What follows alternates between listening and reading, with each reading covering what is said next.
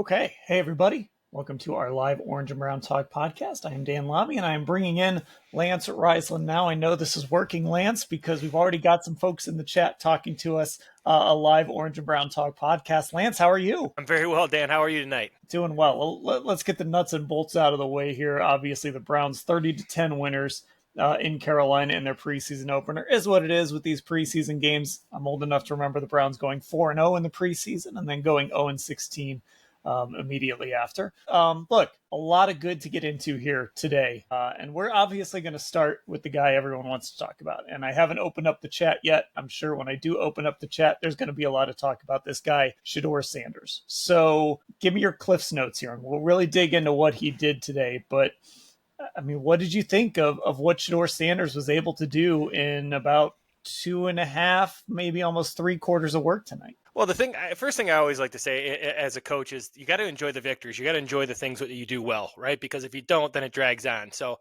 I thought he did a great job. I thought they all did a really good job. I thought they had a great sense of purpose, not only him, but in terms of energy and body language and things like that. But Shedeur did a great job. I thought, first and foremost, what they've done for him, the way he played tonight is a proponent. He's not being held back. What they did, in my opinion, watching every practice, this is kind of a culmination of starting off slow, giving him some rhythm, giving him some easy throws, doing some things. The touchdown pass, the first touchdown pass was simple levels concept. Then they went to a multi-read, like a stick that we'll go over next week, I'm sure, stick, and then a dagger route for the second touchdown. So he did some really good things. I thought his best throw of the night, without question, was after the first two drives of the second half, penalties, sacks. I thought the throw to Bates on the over route was the best throw of the night, not because of what it was, just because of the situation they were in. They were struggling a little bit. They had a couple tough series. He took a sack. You get the, some of his struggles that he had at Colorado in terms of holding onto the ball. Those things kind of propped in, and he made a great throw. But more importantly, I don't think, even if he was to play even if he played terrible tonight, he did some really good things. Like you said, can't look too much into it, but you could take a lot of positive out of it. The operation was very good. Penalties were limited. Formations were important. Now, if he is being limited on some of his stuff, that's the next step, right? And I think if that's the case, I think they've done a nice job of progressing him to this point. And I think part of his success tonight is because of the route they've taken with him and kind of making sure they build this accuracy and this tempo and this pace, and he's done a nice job. You got to give, as much criticism as he gets, as much praise he gets. He played well tonight and did a nice job leading the team. I'm really glad you went there with his best throw, because I was going to go a different direction. That drive to me, so when I was working on kind of my instant observations after the game, as the game was going on, and he comes out, and that drive to me stood out as, first of all, the fact that he got to play so long, right? Like, you actually got to see him be a quarterback of a football team. It wasn't like 2 series and gone. It was, obviously he was very good in that first half, but then you come out in the second half and you end up with the 2 empty possessions. And you're kind of like, all right, is the momentum starting to fade a little bit? And then they get that turnover on defense, and it turns into a really nice drive. And the throw to Bates, it stood out to me as, I think, one of the things he did well tonight, along with some of the really nice throws he made, was he did a really nice job of, like, this is the throw that's there, and I'm going to make it. And look, he did that in Colorado too, right? I mean, that's why he had like a 74% completion percentage with the Buffaloes. But I thought that drive was a really nice sign to see, okay, the momentum's kind of fading. He's out there with some guys who are down the depth chart a little bit. Maybe this isn't going to end quite the way it started. It doesn't matter. And then he ends it like that.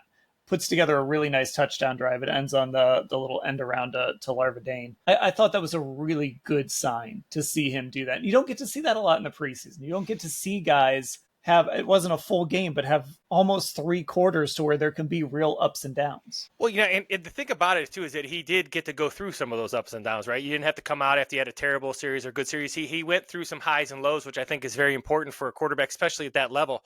I just think, the things that he did in the pocket, right? So we always talk, you and I have been talking about since our pods last year when he was at Colorado, right? His ability to backpedal when things go wrong.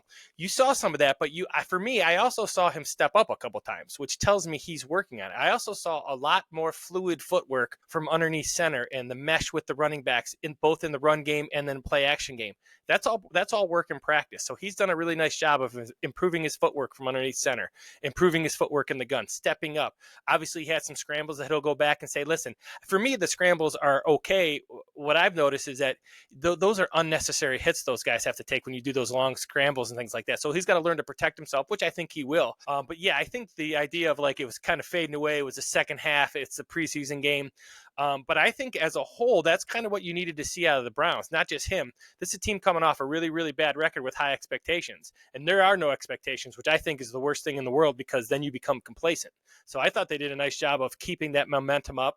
And I thought he did a really nice job. Obviously he's going to have to continue to make sure that those scrambles and things like that don't cost him big turnovers. And once again, he'll learn that. And once again, I call it like, I try to be as fair as I can. I thought he played really well, especially with the poise and the command of the offense. Now let's see how he does. Once you get past, now you're getting into the nuts and bolts here, right? Let's see how he goes when he starts getting in with the more formations and the going against starting defenses and things like that. But I think this is a really positive step for him. Yeah, look, there were 3 plays I didn't like. I'll just get them out of the way. There was the crosser to Larvadain that almost got picked in the first half. I don't know if that was Shedeur's fault or if that was on the receiver. And the other 2 things are something we talked about. If you go back and listen to our draft pod way back when, we were very complimentary of Shedeur Sanders. One of the things we mentioned was under pressure, sometimes he makes bad decisions, and not necessarily turn the ball over bad decisions, but turn his back to the line of scrimmage, run backwards, bad decisions. And he did that twice tonight. He did that early in the game. I don't know if I have my notes pulled up in front of me right now or not, but he did that early on one of the drives, and he did that on a drive. Now, I don't know, only being like a 1-yard loss, but he ran about 75 yards on the play. Those are things you have to clean up because when you are going against the best defenses, right? When you're going against starting defensive ends, and as someone asked, wasn't Carolina starting the first string in the first half for a couple of series, not the whole first half? When you're going against better defenders, you're not going to be able to get away with that. But to me, that's easy to clean up. And we did see him step up and deliver a ball in the end when he was in his own end zone with pressure. We saw him we saw him use his legs a couple of times, and he's never going to be Lamar Jackson, but he's going to be one of those quarterbacks like a Baker Mayfield or someone like that, who, if you forget about him, he's going to run for a first down. Like we saw, there was just so much good there tonight that even those kind of bad plays that I circled and said, those are some of the concerns coming out of Colorado, you're almost willing to just kind of throw him away and say, it was his first game. I think he can clean that stuff up. Oh, there's no question. And, the thing that you like about him, too, is that he had a lot of, now that there's film on him, right? So for me, I want to see the next progression because they kind of went in with a game plan that I thought they would, right? Some easy throws, some stick routes, some hitches. The first touchdown was a levels concept off the boot, which is Stefanski's staple since he's been here, obviously going back to before Deshaun Watson. And then they threw a little more complex route for his second touchdown. I'm interested to see now because as you get film in the NFL, as you get film at any level of football, now teams are going to start taking away those basic concepts. Now teams are going to say, you're going to have to beat us with something else. And that's where the progression comes from all these guys, not just Shedeur Sanders, but all these young guys. Like, all right, this is what people are watching. Schlesinger, people are watching Graham, who got double teamed a couple times tonight and struggled a little bit. Not all the time, did some great things too, but just that learning curve of playing against grown men and that they do it for a living. Now they're going to start taking this stuff away. Like you said, the Panthers they had their starters in, but very vanilla defense, right? Not a lot of pressures, not a lot of different fronts, not a lot of different twists, things like that. So he did really, really well, and it'll be interesting to see his next progression as he gets into more stout defenses and higher level defenses. First stringers. Be interesting. I was muted there. Sorry, folks. I can usually edit that out in podcasts, but we were live. Anyway, what I was saying, just in response to that comment, yes, that's true. Russell Wilson did play like that in his prime, but Shedeur Sanders is going to win differently than Russell Wilson was going to win. Shedeur is going to be a more traditional pocket passer. He's not the athlete that Russell Wilson was, but that's okay. Like he doesn't have to be Russell Wilson. It's just, I'm sure they're going to be sitting in that film room saying like, don't do this. Don't run backwards. Don't turn your back to the line of scrimmage, please. And they'll coach that out of him. I'm not super worried about that. What I loved was the good things that we saw from him in Colorado, we saw in this game. That red zone accuracy is unbelievable, right? Mm-hmm. And he had that in Colorado. You saw that on the tape in Colorado, and he makes, I mean, 2 great throws into the end zone to Caden Davis. One kind of a levels play. I mean, you can kind of describe what those plays were, and another one, a low ball that only Caden Davis could get. Like, I mean, that's high level stuff in the red zone. Well, the first one, like you said, it was almost like a progression on the touchdowns, right? So the first one is just a levels concept, right? And so you had Jamari Thrash come across the front. He was the first level. Then you had Deontay Johnson, who was on the second level. He got kind of caught up, right? And then Caden Davis, who, because they were down in the red zone, it's the high level, but the high level in the red zone kind of flattens out because of the red zone and because of the short end zone. So he did a great job of sticking that one in there. Now, the next one was a pretty complex route. They actually ran a stick route, which is 2 little hitches over to the left. He didn't like it. He worked back to the other side, which is a dagger route, which means one guy's going to kind of occupy the middle, and the other guy, Caden Davis, is going to kind of run behind it and kind of stick in that little window there. But it's a very short window. But what made that play for me was he saw pressure coming, and everybody has been harsh on his feet sometimes and holding onto the ball, which he will work on. But he did a phenomenal job of stepping to his right, knowing where that pressure was coming, giving his back a chance to pick that up. Marshall, who I thought was very impressive tonight in everything he did, picked up that blitz, and that was the key. So great recognition of where that pressure was coming from, sliding to his right, working from his left to his right. Really, that second play was a very, very good football play from Shedeur Sanders. So overall, look, I mean, obviously Shedeur looked great tonight. But this is gonna, I mean, I'll just put this comment up on the screen. This is gonna be the talk from now until Monday, when we get to see these guys practice again. Kevin Stefanski is going to talk on Saturday. Randy Leach says Shedeur needs to be at least number 2 on the depth chart. Now, I'm not anticipating a huge move up here. This is me thinking about how the Browns coaches think about this. This is not me advocating for something or saying this is how I would do it. I have been, I've said it before. I liked Shedeur. You and I are different on this. I liked Shedeur more than I liked Dylan Gabriel coming out of college. I would have Shedeur. I would have them at least even, if not Shedeur a little ahead. You obviously were big on Dylan Gabriel coming out. But what I'll say is this: you're going to hear a lot of discussion. You're going to hear it's going to be a hot topic on all the TV shows for the next 3 days, because Shedeur is a lightning rod and people love to talk about him and argue about him.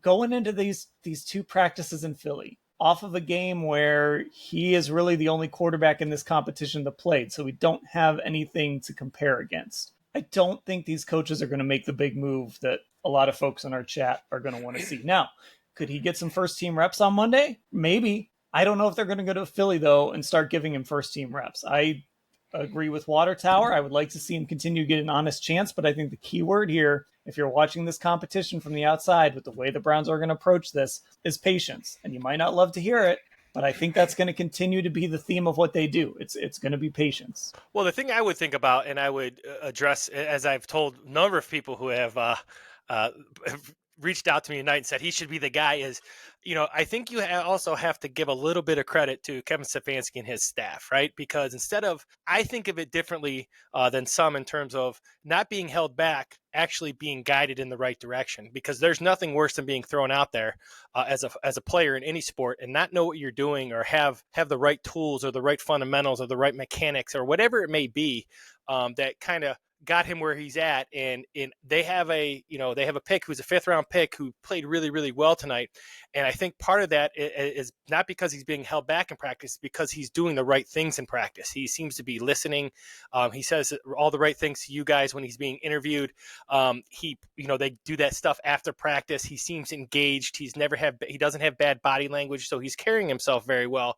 But I think that's a credit to the coaches. So instead of saying he can do all these things, for me, I think he's doing some of the things he did tonight because of the coaching he's got over the last, all summer, and especially the last 10 days at camp. He's really improved his footwork, mechanics, ball handling, footwork from underneath the gun, footwork in the launch points, you name it, all the stuff that we talk about as coaches. He's really improved, and I think that's a credit to how he played tonight, not being held back, but actually, I don't think the next step is let's go from where he's at to he should get all the reps. Let's continue to progress if that's the route. If he continues to make plays, the NFL is a winning business. He'll get his shot. I think that's the biggest point. I know everybody wants to just jump to, okay, start Shedeur Sanders week 1 or whatever. And I don't know, maybe that's where this ends up. Maybe that's the right thing to do. I'll be honest. I'm not excited about any of these other quarterbacks. I'm not, but that doesn't mean that he needs to start week 1. But I think the bigger point here is what he has done going back to the spring and all summer and now in this game is every time, whatever he's been given, whether it's fourth team reps, third team reps, that one series against the first team tonight in the preseason, getting to play almost 3/4 of football, what he's done is he's taken advantage of every opportunity. And so if he continues to do that, it's going to happen for him. It just will. And it might not be on the timeline everyone else wants. And I know there's people that want us to just sit here and have a Shedeur Sanders party. That's not what we do. I'm sorry, we don't do that for anybody. But what I'm saying, and to your point, if he just keeps taking advantage like he has so far, like he did tonight, he's got a great attitude. Whenever he speaks, I'm just really impressed with him. I was impressed tonight when he did a sideline interview, and he basically said there was stuff I didn't do well. Like he didn't sound happy with his performance tonight, which is great. If he keeps doing that and he keeps performing at a high level, it's going to happen for him. The playing time will find him. Oh, there's no question. If you keep making plays when they're presented to you, I think you said it best. I go back to day 10, right? So the day 10 at the end of practice, they have their 2-minute drill leading to a field goal. He throws his 2 best balls of camp, right? He throws a dig to Deontay Johnson, and then he throws a seam route to Floriea. They kick the field goal. Comes back the very next drive, he gets 2 sacks, right? So the good and the bad, right? But you saw the progression. That was the first time he was like, everybody was watching both. There was no other fields going on, and he did a great job. So you've seen that progression. For me, what I've seen is just the footwork and the fundamentals and the balance. And once again, we talked about a guy who doesn't necessarily have elite arm strength. That elite arm strength is made easier by his accuracy and his anticipation. And when his feet are set and he transfers his weight from his right to his left side, he's really good. That's what you see in empty a lot, right? I've been really impressed with him in empty the last couple of days of practice because he's very sharp with his decision. He knows where he's going with the football. And you said it best. It's a winning league. If he keeps doing what he's doing, his chance will come. And just like he's done to this point, he's taken advantage of all these opportunities. And I think they're building him towards whether he's going to be successful or not. They're giving him the tools to do that, because without the tools, he has no chance. But I think they're doing a great job, and he did a really, really nice job tonight. And at some point, they're going to be sitting in these rooms, and somebody was complaining that we were nitpicking. They're going to be nitpicking him too in that building. They're going to be nitpicking every single thing he does. They're going to be praising the good things too. That's how this business works. Eventually, that film they're going to say, like, you know what, he's done enough. We got to see it. And he's doing enough behind the scenes. Let's give him those first team reps. This is just a bad week for it. I mean, I hate to say that, but this is a bad week for it because you got one practice Monday and then you're going to Philly and you're going to have joint practices with the Eagles, and you've got to figure out who your starting quarterback is going to be. And I don't know if they're going to throw that at Shedeur Sanders. He might start that game though in Philly. If I had to bet, I would actually bet that Dillon Gabriel would start that game against Philly and Shedeur would maybe play in the second half. But this is kind of a bad week for them to throw him in with the first team. I would be surprised if they, again, maybe on Monday we see some work with the first team as sort of do we want to throw him out there against Philly? But I think it's going to be very heavy Joe Flacco on Wednesday and Thursday when we're in Philly for those joint practices. Maybe Kenny Pickett if he's healthy. And maybe Dillon Gabriel and Shedeur are a little bit more on even footing. But I don't think either of those guys are going to get a ton of first team reps against Philly. Well, I think he's, one of the things that, you and I always talk about is Kevin has a plan, right? And he doesn't really care about what anybody else thinks about his plan. So there, as much as this, whether he played wonderfully like he did tonight, or if he was to play less than he did, or whatever it was, he played fantastic. But I still think there's a plan for him. And I still think there's a plan coming in from, all summer, watching it every practice all summer, is that, you see the progression of little bit by little bit, through 7-on-7s and some of the formations he's getting, and you see the steps coming in terms of the complexity he's getting, and, the graduate level work, as Mary Kay would say, in terms of making sure that he can understand all these processes. I think he's doing a great job. But I think Kevin Stefanski has a plan, and he sticks to his plan. And I'm all about, whether you like the plan or not, it's having a plan is the key for me. So whatever Kevin's plan is with these quarterbacks, it's his plan. And if he sticks to it, then it is what it is. And I think we all have to be comfortable with that. I think that, I don't think it hurts anyone that your quarterback that you drafted in the 5th round played really, really well tonight. And that's a good step for the rest of this, that quarterback room to have to improve their play as well. So it doesn't hurt to have competition in there, and he's added to it for sure. And he's ratcheted up the pressure on everybody. And Uh, look, Joyce in the chat says Shedeur has earned some first team reps. I mean, I agree. I would like to see him get some of those. I'm not saying I want to see him get all of Joe Flacco's reps or whatever. Like, I do think he is very slowly earning those reps. I think the time is coming. I think if this were a normal week, maybe we'd see it. And I could be completely misreading this. Maybe they are just going to go pedal to the metal with him. But like you were saying, that's just not their MO normally. And that's not Kevin Stefanski's MO normally, to overreact to preseason games. They're going to continue to follow their plan, I think. And I think those reps are coming. This is just a really tough week, I think, to get some of those reps in when you've got to go play the world champs for 2 practices. Well, and when you explain to people, like right now, all the practices next week, everything they're running, it's all done. It's all scripted. It's all done. So even though obviously he played well tonight, they still have their plan, and that's kind of a Kevin Stefanski thing. He's a highly organized guy, especially with scripts and things like that. So the Browns and Philly, they've been meeting for, they've been talking and doing things for all summer in terms of what they're going to run during practice, how many reps everybody's going to get, coverages they're going to see, things they want to do. There will be a time where they drop the ball and play a little bit, but even in these joint practices, it's more of players going against players. Everything is scripted to a T. So the next week's plan, Monday's practice plan, it's all done already. So it's kind of like, how do you involve him more? How do you get him going? But you said it best. If you keep making plays when the plays are presented to you, you'll get your chance. And I think he's done a great job of that. He was very impressive tonight with his poise and his accuracy and the things that, we saw forever. We were watching film during our pods last college season. Okay, Lance, I'm going to let you get yelled at by the chat here. I'm going to put this comment out here. This comes from, let me make sure I get the name right. This is Nicholas's comment. The problem is you can't say that when Dylan is getting treated like a legitimate candidate to start, while Shedeur isn't even getting frequent second team reps. That makes no sense. So I'm gonna lay back. I don't want to get yelled at by the chat. I'm gonna let you get yelled at by the chat, and you can try to explain kind of what you're seeing out there and why you think it's been the way it is. At least we don't even have to include tonight. Before tonight, why you think it's been the way that it has been. Well, once again, I appreciate expectations. Like I said, I never wanted to be a part of anything that doesn't have expectations. So the fact that people are excited about the Browns is always good. So first and foremost, Dylan Gabriel is selected in the 3rd round. So that's the guy they wanted, right? So whether it's a business, right? So whether we like it or not, he was selected in the 3rd round.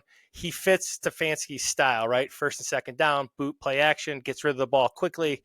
In the spread sets, he's a highly cognitive guy, processes very well, sets protections, does all these things. I think he fits the mold of what Kevin Stefanski wants mentally, and obviously his height, which I have seen, some of the concerns people have are there.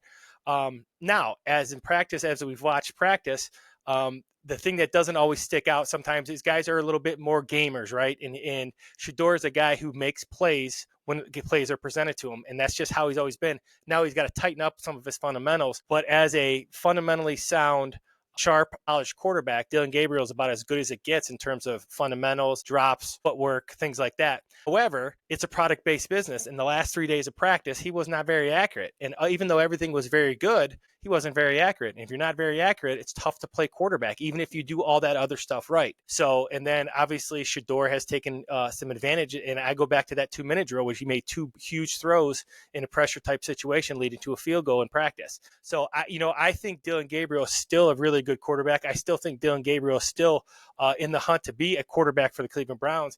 Obviously, he's got to stay healthy, and he's got to be extremely accurate and prove that he's an outlier, because he is an outlier at 5'10". We'll see what happens. I still think he, up till about day 8, I still thought he was outstanding. He really struggled with his accuracy last 3 days, and that's kind of when Shedeur has started to ascend. We'll call it as we see it when we're out of practice, but I still think Dylan Gabriel can run this style offense that Kevin Stefanski likes to run at a very, very high level. Yeah, and I think that, look, again, some of what we do here is we try to figure out what they're thinking, right? It's not just what we think. We try to figure out what they're thinking. And the key point that you made just goes back to what we've talked about over and over again. They took Dylan Gabriel in the 3rd round, and they passed on Shedeur Sanders, whatever it was, 5 times, 6 times. Now, that doesn't mean Shedeur Sanders can't be the starter for this football team and can end up being the best of this group, because talk to Tom Brady, right? You want to go somebody who's not the greatest of all time, talk to Brock Purdy. Just because you weren't necessarily the guy they wanted and you were sort of an afterthought in their draft process. Doesn't mean that you can't ultimately become the guy.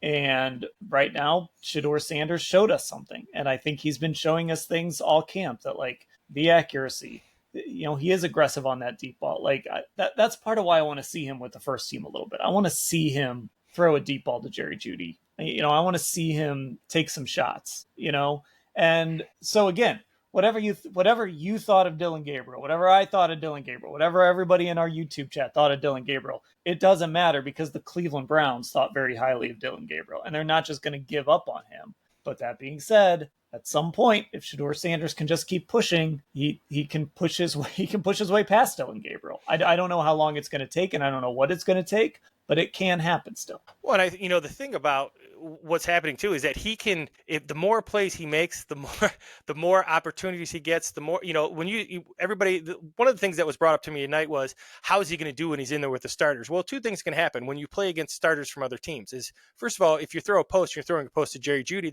that could make you even better than you played tonight. So even though you're going to get some more defensive pressure, you're going to see different fronts, different coverages, you're also going to be playing with elite guys who are players over plays, right? So that helps too. So getting those, you can start seeing him getting some first team reps. But I will say this about Dillon Gabriel, and I'll say this about Shedeur Sanders. This has to be about winning, in my opinion. And if Joe Flacco gives you the best chance to win, then Joe Flacco's your quarterback for now. It doesn't, and if those guys earn their spots, and I think you've said that best, Dan, if Shedeur is going to earn those reps, he gets them. But right now, you play the best players, because that tells Joe Patonio and Myles Garrett and all these guys that the best guys are playing, because winning is still the most important thing. Yes, and the flip side of that too is, if they're out there and they think Shedeur is playing better than Dillon or Kenny or Joe, then you need to pay attention to that too. You can't make decisions necessarily based solely on like what the locker room wants, right? These guys can be it can be a very knee-jerk thing, but they're seeing it too. And we talked about a little bit with Deshaun Watson last year when he was struggling. Like at some point they're sitting in that film room and they're seeing it and they're like, can Jameis do better than this? You start to get those whispers, right? You start to get that. So, this regime does a really good job of blocking out the noise. They do a really good job of sticking to what they are and sticking to their plan. And again, as great as it was, and I know people don't want to hear this, it was one preseason game. So it was very good, and it was a great step in the right direction. Now let's see where it goes from here. Well, absolutely. Now you start, you go, people, there's two types of good, right? There's good when no one knows you're good. Now everybody knows he's a good football player. And if they thought he was questionable, he's a good football player. So now you're going to start seeing coverages. You're going to start seeing pressure. You're going to start seeing A-gap pressure, because he likes to move his feet. These defense coordinators are really smart in the NFL. And anytime you see a guy struggle, it usually comes down to now there's film on him. So it'll be really interesting to see the coaching staff and Shedeur move towards the next step, right? When people are taking away the levels, when people are taking away the hitches, and he has to start stretching the ball downfield and not moving his feet in the pocket. Those are all things, those will be the next stepping stones that I think he'll do well on, but there will be a learning curve just like there is for every other rookie. But I think like you said, celebrate the victories when you get them. And tonight was a good win, and it was a very well played game by the quarterback, which is something they haven't had a lot of, in the last couple of years, of that consistency, right? They didn't turn the ball over. They only had a couple penalties. The operation was good. So celebrate those things, because that's the things that kind of going into it is what people wanted. So I think he did. Not only did he throw it well, but they looked like an offense. They looked like an offense that punt the ball well. You always say, ended every kick, right? They ended it with a kick. They played good defense. They had a couple turnovers. You can win games like that. Make enough plays. He only threw for 138 yards, but he made enough plays. And that's what you got to be when you don't have that elite offense. This is what it looks like, which is beautiful. A win is a win. All right. I know you want to talk about some other stuff. So let's talk about some other guys that stood out today. So good news and bad news. Our guys that have been really good in camp, Luke Floriea, Gage Larvadain, they certainly benefited from their time working with Shedeur Sanders. Looked good today in this game. Now, Floriea left the game, was ruled out in the third quarter with a hamstring. Heard it on that really nice throw, kind of a drop in the bucket, and Floriea made that great one-handed catch. That was one of his best throws too, I thought. And then Gage, I don't think we have word on Gage yet. I have to check to see if Kevin Stefanski said anything, but he was getting his right leg looked at in the fourth quarter after a play. So I don't know what the deal is with him. Obviously, two guys that have built some momentum and I thought had pretty good nights tonight. And I thought tonight was a very, very good night, except for that one decision on that punt return. A very good night for Luke Floriea, who I think maybe has lost a little momentum in that race between those two guys. I think he gained some of it back tonight. I agree with you. So early in camp, you and I were talking about that last week, right? So I thought Gage Larvadain, because I think he can play inside and outside, has really kind of really pushed past Floriea in terms of like being able to play multiple positions and stuff where Floriea was in the slot. But I thought Floriea did himself very well tonight. When you see him back on a punt and kickoff turn, that's a good thing too, right? Because that means he's in the mix there. Like to see him covering some kicks. He's got to be influential on that too. He's got to make some plays on as a gunner too. I think that would really help him. But I thought they both did. And the thing that you saw, those that you and I have watched, all of us have watched for weeks now. Gage Larvadain is open all day, and Floriea is open all day, and Caden Davis has had a really good camp. And so those guys, and obviously they like Jamari Thrash. So it's going to be interesting to see those first three. I thought they did a really, really nice job. I thought, offensively, I thought Marshall was very, very impressive with what he did in terms of can he be that pound guy, first, second quarter, third quarter, you get a couple runs in there where you're just trying to pound and see the red zone guy. I thought he looked big and strong tonight. But yeah, that receiver spot, Marshall, I thought, Sam Cannella is a guy who just intrigues me too. If they're going to keep 4 tight ends, if they're going to be in more 12 personnel, I think he's a pretty good player too. Well, and some of that comes down to who I think your starting quarterback's going to be, right? And we did see them spread it out a little bit with Shedeur. I think they would spread it out a little bit with Flacco. If we're talking Kenny Pickett, you're probably looking at more of the heavier personnel and some of that heavy play action stuff, move the quarterback type stuff. So I think some of it could depend on who the starter is. But you and I were texting. One of the names that I'm just really intrigued by in this running back room is Travion Williams. We saw him for the first time tonight. And I just thought that was one of those signings that just kind of gets your attention with the Quinshon Judkins situation going on. And by the way, did you see Travion Henderson had like a long punt return tonight? For his first touch. That was first touch. Anyway. That's a conversation we might be having one day. Yeah. Anyway, but I thought Travion Williams was a really interesting signing, a veteran guy with this Judkins situation ongoing. Does he have an opportunity to make this roster? Because you've got Jerome Ford and Dylan Sampson and Marshall, who did look good tonight, really physical runner. That's sort of... I felt like we didn't get a lot of clarity on the running back position tonight. Right now, Jerome Ford didn't play. Dylan Sampson didn't play a lot. So that kind of tells you that those two guys have pretty big roles. But I didn't feel like we got a ton of clarity on that position behind those guys. Well, it's interesting because I think Marshall's more of a red zone gap scheme kind of guy, downhill, bull in a china shop kind of, where Williams, you saw a couple nice really runs. So he comes, obviously when you run that zone, Taylor zone that, that you ran in Cincinnati and things like that, he is a very good zone runner. You saw him tonight, even that last couple drives where he takes it play side and then cuts it all the way back and reads those blocks. He's very knowledgeable what he's doing. He's a veteran. He runs that wide zone very, very well, which Kevin obviously loves to run now, going back to his style. So 2 different types of backs. It depends on, like you said, is it going to be more 12 personnel where they're using Fannin and Njoku to be in doubles, things like that? It'll be very interesting. I think they're going to do I think Kevin Stefanski is going to get in 12, and he's going to dictate the personnel you put in and then go from there. And that makes that back important in terms of if they're going to pound the ball or throw it. Because all those guys, I don't know a lot about. We haven't seen Marshall a ton catch the ball. Obviously, Williams catch a little bit. But we know Sampson and Ford and those guys can catch the ball. And you can see a lot of empty out of 12, too, if teams are going to play regular 3 linebacker personnel against the Browns in that 12. Yeah, and again, that's one of the things that makes this tough. Some of this stuff tough to figure out is we just didn't see. Njoku wasn't out there. Harold Fannin didn't play a ton. Like I said, Jerome Ford didn't play. Dylan Sampson didn't play a lot. Pierre Strong didn't play. He's hurt. He was dinged up, so he didn't play.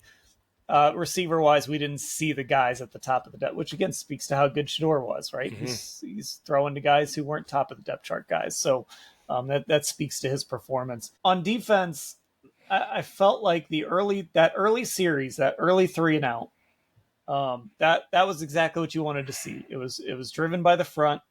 The third down play, Sam Kamara gets pressure. Alex Wright gets the cleanup sack. To do that with Myles Garrett on the sideline, Mason Graham obviously was in there, but Malik Collins didn't play today. So I thought that first defensive series was a nice start for this defense. Second one left a little bit to be desired, but I thought to have your first series be a 3 and out, create some pressure, that's what you wanted to see. Well, yeah, all those guys. There's three guys that I really, really like tonight. First of all, I love Ralph Holley. I think him and Juwan Briggs are guys that give them great energy.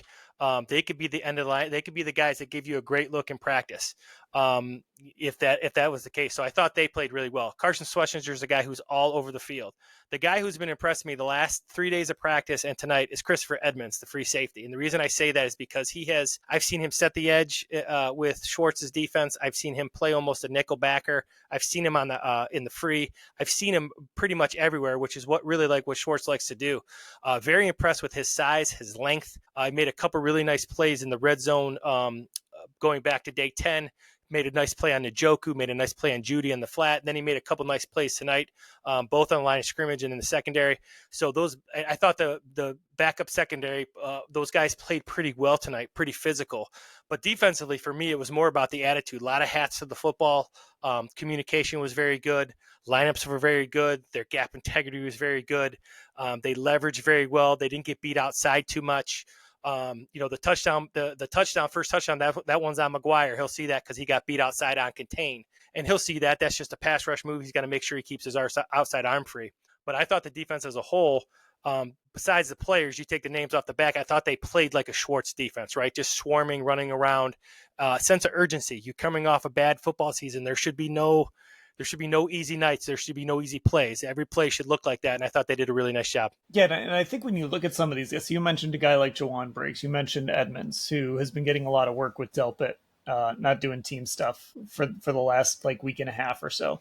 So we're seeing a lot of him. I think it's important for people to remember that the Browns, we talk so much about the 53-man roster, right? But the Browns actually really view this as like a 69-man roster. So you got your 53, and then anybody who clears waivers, you can put on you can sign to your practice squad if they want to stick around. So they really use that practice squad a lot. So that's where one of these receivers could end up. That's where a Juwan Briggs could end up, like last year. That's where an Edmonds could make the roster. Edmonds could end up on the practice squad. I think I had him on my 53 that I posted this morning. So a lot of these guys, they might not necessarily make the 53, but they'll stick around. They'll be on the practice squad. They'll get elevated. They'll get playing time. So it's important to kind of keep an eye on who's out there when these starters aren't playing, especially early in the game, because these are the guys that they really are taking a look at and have a chance to either make the roster or stick around on that practice squad and be one of their game day elevations. You look like Tony Brown and Newsium. These guys, I mean, they're really close to playing, right? And I've always appreciated, and obviously I don't go to a lot of NFL camps, but being down the Browns, everybody says, does Shedeur get this? Does the backup? The thing that I love about the Browns, if you go down and watch the defensive line practice or the offensive line practice, everybody who's on that line, both sides, they get coached up incredibly hard and are incredibly important. From if talking to Holly or you're talking to Myles Garrett, those guys are always so hard. They're coached really, really hard, and they're always involved. So I think it's important that they get these guys, keep these guys in the practice squad, because then if there's injuries, which there will be, you get guys up and their learning curve isn't so much. You have to call them up on a Tuesday or whatever it may be because they're going to play. They know the system, and I think that's very, very important. Because obviously injuries are going to happen. But I think some of the depth issues that the Browns I saw coming in, maybe they do have some answers. Obviously, we're going to see more when they get to Philly. And I think these 2 days in Philly are probably as important as any 2 days this whole season. Not the game. The Wednesday and Thursday's practices are huge for the Browns. Listen, this is a good show because somebody just called me an idiot for something I didn't say. I did not say Shedeur Sanders will be on the practice squad. I said we were talking Edmonds, we were talking Floriea, we were talking Gage Larvadain. I did not say Shedeur Sanders will be on the practice squad. So anyway, got to respond to that one. This is one you will like, Lance. Let me put it up on the screen. Special teams looked special tonight. If it was a fumble, then Watson he muffed it. And yeah, it was a muff. Now Hopkins did miss a kick late in the game. Had one that he almost missed too. I'm still a little nervous about him. But the special teams unit looked good tonight, which is that they need that group to be really good. Well, here's how the Browns are going to win games, right? They're going to stop the run. They're going to do all the things, but there's 3 phases. And I know it's cliche, but right now the Browns on offense, they're not going to win every game on offense. They'll win some, but they have a chance to win a lot of games on defense. They won't win them all, but they'll win a ton. But you can win every game on special teams. And it doesn't mean you could lose the other 2 and still lose the game. But that special teams has got to be a wash, or it has to be what it is tonight. create a turnover. I think it's more important when they get the ball. It's hard to go 90 yards against a pressure front like the Cleveland Browns. I don't care who you are as an NFL. It doesn't mean you can't do it, but it's going to be hard to do it over the course of 4 to 7 drives a game where you have to go 90 yards because Bjork's punch you inside the 10. So though, obviously covering kicks is important. The kickoff team, all those things are very important. Field position is huge. Start inside the 10-yard line. All those things are huge because that's how right there is how you saw how the Browns are going to win, right? Make enough plays on offense, play really good defense, win special teams. That's how you can win a lot of games at a lot of levels. And that's how the Browns are going to have to do it until they get this offense going, which I still think will be better than people think because of the physicality up front. Let's go back to the defense. I want to ask you this because I'm looking at, again, some of the notes I had, and I was kind of keeping track of who was playing when. We talked about the edge rushers, right? Alex Wright, Isaiah McGuire. Couple names that have stood out during camp and that I thought it was interesting. They were playing up a little bit tonight. Cam Thomas was playing early in the game. Julian Okwara, we don't talk about him a lot, but I think he's a guy they really like, kind of a low-key signing that they really like. He played up. We didn't see a lot of Joe Tryon Shoyinka, I don't think. Maybe I missed him out. I think he did play on like the second series or the third series, but I don't think he played after that. But Cam Thomas and Okwara are two guys, and I hope I'm saying his name right, are two guys that I've just sort of have circled because when I'm standing there watching practice, we're seeing those guys get some first team reps opposite Myles Garrett. We're seeing them get some second team work.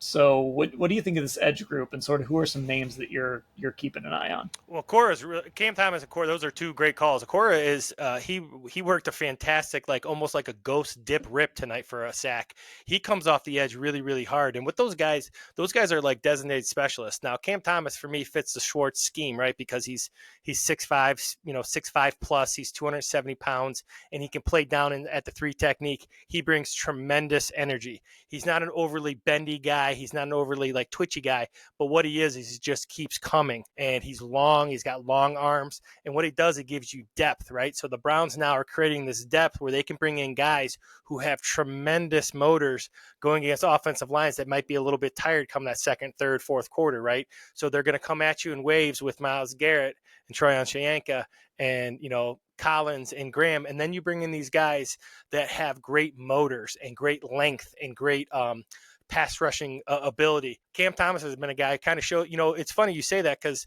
I think I've watched Cam Thomas play everything, right? He's been on scout special teams, and then he'll be out there with the 1s and 2s. He's kind of just he just plays, right? And he does whatever he's asked to do. And Okwara is a lot more athletic than people give him credit for. He's really, really good off the edge. So I think they're building, once again, there's guys that are going to that might not make this team that are really good football players on that defensive line. That defensive line is 9, 10, 11 deep with guys who can make plays. And I think that's, Schwartz is probably going to fight for all those guys because he likes to come at you in waves. And the thing these guys keep saying is win your one-on-one matchups. If you have a bunch of guys out there that can win your one-on-one matchups, guess who's on that end over there? And all of a sudden he's freed up because you've got to go. Now you got to help against Malik Collins and Mason Graham and whoever's that second edge rusher. If they can find some legit pass rushing from that second spot from some guys that they're kind of rolling through there, all of a sudden 95's life gets a little bit easier. It's never going to be easy, but it gets a little bit easier if now you've got 3 other guys on that line who can win matchups if you leave them one-on-one. Well, and here's where the fast linebackers come in, right? If you saw tonight, I can't wait to go back and look at my notes and get the notes done, but the Browns are going with a ton of double A gap mug blitzes, right? So they're going to line up their wide 3, their wide 5 with their 4 defensive linemen, and then they're going to walk those 2 linebackers up right next to the center, right in those opposite A gaps. And people always say, why do you do that? Well, the reason the Browns are doing that for exactly what you said, Dan, they're trying to find one-on-one matchups because once those linebackers walk up, it's a 6-man front. And that offensive line and that quarterback and that running back have to prepare for a 6-man blitz. Even though for the most part it's going to be a 4 or 5-man blitz, you don't know who's coming. And when you don't know who's coming, that's where the one-on-one matchups are created because you got to account for all 6. So because those linebackers can run so well, Schlesinger, Baker, all these guys, you're going to see a ton of that this year, especially on third down where they're going to be in a 4-man front. They're going to walk those two linebackers up inside and try to find those one-on-one matchups, which they're going to win a bunch because they have a bunch of guys who can really pass rush. But it starts by throwing those two linebackers. That's what creates that those one-on-ones for those defensive linemen, especially those ends. I'm going to say this too. There's going to be a lot of Twitter clips going around on Sundays of Carson Schlesinger filling gaps, making run stops. Well, I spotted it tonight a few times. Like, oh, there's 49 right where he needs to be. Instinctually, when you next time, every time you watch a game, watch when they show the highlights, watch when he sees a double team. So he'll see the guard and the tackle start to block the 3 technique, and it looks like he's on a rubber band. It looks like he's shot out of a cannon into that B gap every single time. So yeah, he's very instinctual. I think you're right. I think he's you don't lose JOK, you don't replace JOK, but he's going to lessen this because not only is because he's a great football player, but he's the guy you can already tell he's mature beyond his years, and he's a guy that can help get those guys organized and let those other linebackers run around and hit people, which is what they're good at. So I think Carson Schlesinger is going to be a really special linebacker for the Browns this year. So let's try and get this thing to an even hour. Lance, I know you got a ton of notes. I know I brought a bunch of stuff, but probably nothing close to what you've wanted to talk about. So now it's your turn. Throw something at me. Well, I think, the thing that I really want to see with the Browns is that tonight was the physical run game, right? And what you saw early on is, I've tried to explain this to people, the Browns have not been very successful during camp running the ball in A and B gap. And that's kind of the power run. You get the inside zone and you get the duo, right? Where you're getting big double teams inside. Well, that's really hard to do against the Browns because the Browns are just running through gaps and being disruptive. So it's really hard, especially when you're learning, you're practicing that. Tonight you saw some physicality that wasn't outstanding, and it won't be like it will with Teller and those guys, but you saw the commitment to the run that I like to see in terms of, like, after a big play, come back and run a weak side zone. After a big, come back and run a one-back pounder. That just kind of wears on the defense. That shortens the game. That keeps the ball from the offense. There's a lot of things that go into, like, the whole makeup of a football game, but I'm starting to see that because the Panthers aren't that type of defense, you saw some double teams and you saw some guys getting moved tonight, which is promising because it's really hard to do against the Browns defense because of the size and the style they play. So for me, I think Browns fans should be excited because they're committed to the run, which will help them win football games, which ultimately should be the goal, right? Win football games. You got to shorten the game, run the ball, stop the run. I was very impressed with just like the commitment to it and like kind of the style they're getting back to. I think it's going to be very conducive to being in games late. And, you mentioned it. This wasn't Joel Bitonio and Wyatt Teller and Jack Conklin and DeJuan Jones, Ethan Posick. It wasn't that group out there for them. And when you talk to those guys, like, to a man, especially those interior guys, and you ask them, like, yeah, they don't mind pass blocking, right? They understand it's 2025. You're going to pass block a lot now. You ask them about run blocking, and you get into one of those drives where Kevin Stefanski just decides we are going to run this ball until you can stop it, and they love that. You just feel it. Like, these O linemen feel like when that defense starts to wear down, and when you get to be an O lineman that gets to attack instead of being passive, it creates an energy on that offense. Well, I've heard this from Jack. I've heard it from 3 starting offensive linemen now. You can hear this term a lot from Bloomgren, marry the run with the pass. And people are like, what does that mean? Well, it's a fancy way of saying that if a defensive lineman knows that you're going to throw the ball, he usually gets a little bit wider because he's not worried about the run game. What marry the run and the pass means is that the Browns will, on most of their plays, will show run first, even on their pass blocking, right? So if you show run first, that defensive lineman has to honor what you're doing. And as he does that, he gets locked in, and then you can be physical with him. Where the Browns struggle, the guards struggle, is when that guy goes, oh, you're going to pass block? I'm just going to get wide of you, Teller, because you're big and strong, and I'm going to try to push you on the edge. So marrying the run with the pass means that defensive line is always ready to get hit in the face with the run, even if they're not. And if you're preparing that way and you prepare that way during the week, the pass rush isn't as intense because you got to stop the run first. That's what these guys do best, and that's what they're going back to. All right, give me something else. What else have you got in those notes? Deep in those notes. All right. Well, this is like the dark web version of Lance's notes. All right. Let's see. I thought, once again, I know it's boring, but special teams I thought were really, really good all night. And it sounds kind of funny, but when you have good special teams, it leads to good defense. My other thing that I have in my notes is turnovers, right? So Browns get 2, they don't give up any. you win a bunch of games if you don't turn the ball over. All right, let me get into my notes here, my deep notes. All right. It's funny. I mean, this stupid sport, we sit here and talk about it constantly. We do 5 podcasts a week. We've been sitting here talking for an hour. And how often does it just come down to you turned the ball over 3 times and you didn't, so you That's it. won? you know, like that's absolutely part of why the Browns were so bad last year, is because they turned the ball over a bunch and they didn't force any turnovers. Like, you're just not going to win football games at any level if that's the case. All right, so here's my last notes I took. Winning is simple, right? We don't turn the ball over. Browns don't turn the ball over. They tackle in space. They get lined up. They don't have any stupid mistakes in terms of like just random. They have a couple offsides and things like that, but not a lot of like unwanted, some penalties you just can't hold. They didn't have a ton of offsides by the defensive line. Like I said, they tackled. I have it 3 times in capital letters because they didn't tackle very well last year. And if you can't tackle in a pressure front, you're going to be in man, you're going to get beat. Secondly, I thought the second offensive line held up a lot better than it did in camp the last couple. It tells you the strength of the Browns defensive line, because I thought they held up pretty good in pass protection, and I thought they had some pretty good movement. I'm interested to see who the linebackers are going to be as I'm getting deep into my notes, right? So we got Schlesinger, we got Baker. Who's going to be the third or fourth guy, and are they going to be a nickel more? The other thing I have is who's going to be who's going to be down? Is Delpit going to be specifically down in the box? If that's the case, who's the free? Because that's one of the questions that wasn't answered tonight. That's pretty much. I want to say something. I was talking to somebody during practice. I think it was the last time we were out there in Berea. And they are using some safeties in practice, and I didn't notice if they did this tonight. They were using some safeties in the slot. I'm a little torn on Grant Delpit covering the slot, because the last time I saw it in a real game, every time he was covering Mark Andrews, Lamar Jackson's eyes lit up in Week 18. But also, he did a pretty good job against Mark Andrews in that game. So I'm a little torn. Like, do you want Grant Delpit working in the slot? Do you want him working against bigger tight ends and maybe split out? Or do you like him?